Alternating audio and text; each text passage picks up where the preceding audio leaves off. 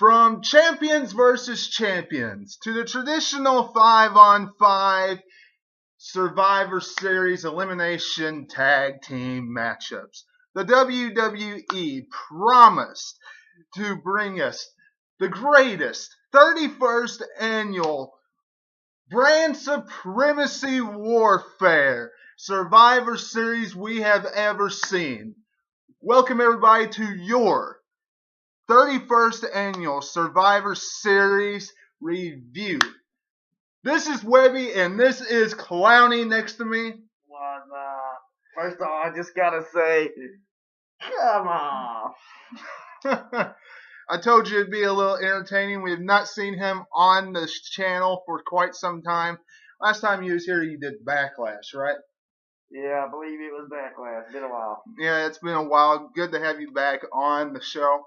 So, WWE said that this show was going to shine. It was going to be the greatest of all time, right? They were alluding to that for the past 3-4 weeks throughout this build, throughout brand supremacy. And do you think it delivered? Overall, I think some matches did shine. There was some showcase of talent on some matches. But, I think you gotta pick and choose your matches on this one. Overall, they had some star power and they did put on a decent show. Yeah, I would 100% agree with that. One match that I definitely, would top that list that we were all hoping it would turn out to be good, and it turned out to be a pretty good matchup, and it didn't turn out to be a squash fest, was AJ Styles versus Brock Lesnar, Universal Champion versus WWE Champion. What do you think?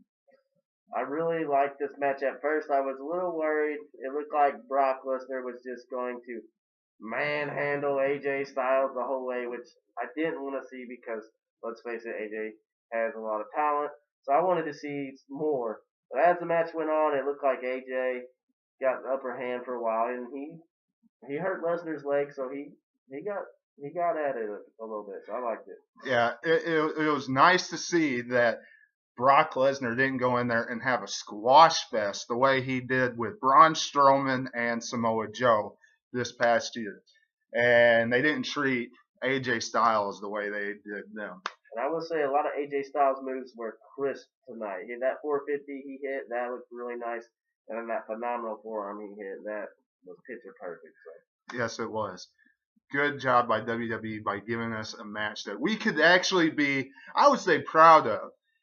Because Brock Lesnar hasn't shown us a whole lot this year, and AJ Styles brought out a good match for Brock Lesnar in 2017. The Usos versus The Bar. This match I know you enjoy because every time Sheamus and Cesaro is on the TV, you always are chanting, "We are The Bar." Yes, isn't that right? Yes, it's no surprise I like Cesaro and Sheamus. I will say I did like this match. The Usos Penitentiary did pull off the victory, which I was kind of upset about. But it was a good match, and I'm either person who won, I was happy for him. So I will say I did like this match. Yeah, it was very. It promised to be one of the best matches of the night. Everybody was expecting that, and it did deliver. Really, you had to give the upper hand to the Usos. They have been the most dominant tag team in WWE. Yeah, do you agree? Yeah, they are right now. I think everybody knows that. Cesaro and Sheamus are a really good tag team, but I'm not surprised that they gave it to the Usos. No. The Miz versus Baron Corbin. This match, I don't have a whole lot to say about this contest. It's good that they gave the win to Baron Corbin. I do know that because The Miz has reached his peak as an Intercontinental Champion. Baron Corbin, just getting the U.S. Championship, needs a win under his belt. What do you think? Yeah, he needed this win for the most metal star of the year, whatever it is. It's so funny. But yeah, he did need this win. I'm glad he won. I like Baron Corbin. He hit him with a nice end of days, and It was kind of interesting that a lot of words had been exchanged on what was that, Twitter or something. Yes. So they did kind of highlight that a lot, but so I guess this rivalry it won't continue, right? No. Okay. Well, he gets the upper hand, so I'm glad about that. Yeah. Charlotte versus Alexa Bliss. What can you say about this? I mean, honestly, this match, I am very glad that Natalia, number one, did not end up being in this spot because this match would have been a disaster compared to what we got tonight. That's number one. Number two, look, should have Alexa Bliss won. Yes. Alexa Bliss should have won, don't you think? I would have liked Alexa Bliss to win, yeah. I mean, because she's going to be going up against Asuka, and Asuka should have beaten a bigger, badder Alexa Bliss, and a best way to do that is to beat Charlotte. But as far as match quality, this contest, when you stick the two best women that the WWE have put the most behind, you got an excellent contest for us wrestling fans tonight. Both superstars deserve a lot big pat on the back for their efforts from the wrestling fans and from WWE. But Charlotte picks up the victory, and now she will probably go on with a rivalry with Natalia at Clash of Champions. And sooner or later, Alexa Bliss will get Asuka. The Shield versus the New Day kicked off the Survivor Series. What did you think about this contest? Honestly, as much hype went into this, even though it wasn't that much of a build to it, there was a lot of hype to this match. It didn't come off real well, did it? No, sloppy. A lot of mistakes in this match I noticed. I will say New Day did throw together some moves as a team that looked really cool. I did like what the New Day did as a team. I don't know. This match wasn't very entertaining to me. The fans though, they chanted "This is awesome." I think at least twice during the match. It doesn't take much to get them up and going, I guess, these days. But I don't know. Overall, the match was just okay for me. Yeah, it was an okay matchup. Can't really complain. Except one thing I am going to complain about. What makes Roman Reigns, the big dog, Michael Cole, so special? Dean Ambrose, Seth Rollins, they wear the Raw shirts. Roman Reigns, no, he's special. He gets to wear his pad, and that's it. What WWE? It's the Shield. They should all look alike. But whatever. The big dog gets to do whatever he wants.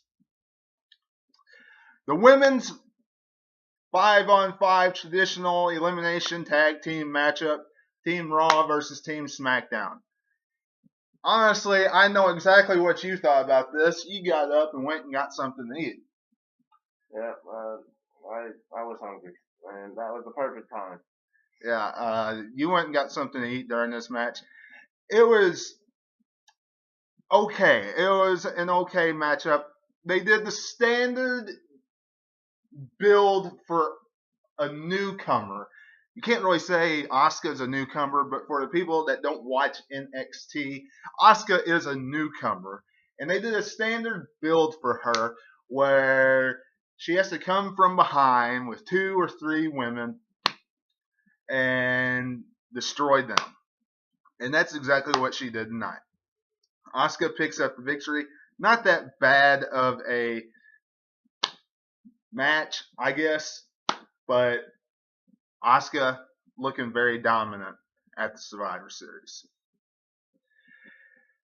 And in the main event, Team Raw versus Team SmackDown. Part of this match was good and very entertaining. One thing that needs to be brought up is Randy Orton is no longer undefeated at the Survivor Series, right? Yep, that's what I heard. I didn't know anything about it, but yeah. Yeah. Up until this year, Randy Orton was undefeated at the Survivor Series, always the sole survivor at the Survivor Series. He's not anymore. Team Raw gets the victory. What a jumbled up mess during parts of this matchup. Now, I was expecting Jason Jordan to interfere at some point, weren't you?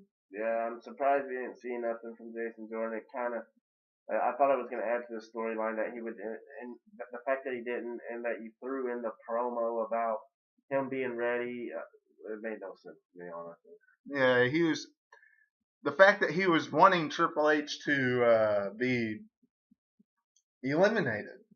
Yeah, this whole match, I was entertained at times. It probably was my favorite match, but I'm still puzzled at the ending and why that happened. I knew Triple H would probably do something to Kurt Angle, but and then add in Braun Strowman choking Triple H. I don't know where they're gonna go with this. So Well, we'll see. And then John Cena getting out the way he did, it was just confusing. Well, John Cena getting out the way he did, to me, and you might agree with this, that just tells me they just used John Cena for extra star power. Yeah, they probably did. And Triple H turning on Kurt Angle again, getting in Kurt Angle's face after what he did at Monday Night Raw, now what he did at Survivor Series. Isn't it, a ring now, a thing for WWE where they always start building up a WrestleMania rivalry for Triple H at the Survivor Series? Yeah, they're building it up for I'm guessing, WrestleMania with Kurt Angle and Triple H. But I will say Kurt Angle's age kind of showed during this match. So I'm a little concerned about a match between them two at Mania. I don't know. And we'll see how it goes, though, if they decide to go that route. Yeah. Which, looking like that's how WWE is going to pull the trigger on those two at WrestleMania. But Team Raw gets the win tonight, and Shane O'Mac was the last one for Team SmackDown. Really surprised how all this was just one big cluster. People not getting along with each other all throughout this matchup. In the end, Triple H and Braun Strowman, the two sole survivors. And do you have anything else to add for this? No, overall, good show. I had fun watching it. It had the most star power in a while. So, it was a good show. We'll see what happens leading up to Monday Night Raw. Yeah. And hit the like button, subscribe, hit the bell for all notifications, share this video. Follow me on Facebook at 2007Webby. Until I see you again, this is Webby, and I'll catch you on the other side. Talk to you later.